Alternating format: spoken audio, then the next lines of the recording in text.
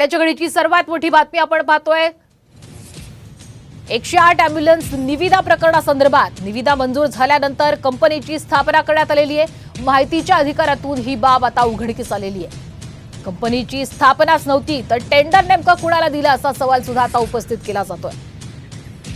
ससूनमधील blood sample बदलल्याचं प्रकरण चर्चेत असतानाच आता पुन्हा एकदा आरोग्य विभागाचं आणखीन एक प्रकरण समोर आलेलं आहे। 108 अॅम्ब्युलन्स निविदा प्रकरणामध्ये चक्क निविदा मंजूर झाल्यानंतर कंपनीची स्थापना करण्यात आली। माहिती अधिकाराच्या माध्यमातून ही बाब समोर आलेली आहे। त्यामुळे जर कंपनीची स्थापनाच नंतर झाली तर टेंडर आणि वर्क ऑर्डर कोणाला दिली असा आता प्रश्न उपस्थित होतोय। मार्चला ज्या कंपनीची वर्क ऑर्डर काढली त्या कंपनीची स्थापना 12 एप्रिल 2024 रोजी झाल्याचं पुढे आलेलं आहे। हा प्रकार जगातील कदाचित पहिला प्रसंग असा असेल की ज्यामध्ये आधी काम दिलं जातं, या आधी निविदा मंजूर केली जाते आणि त्यानंतर त्या कंपनीची स्थापना होते।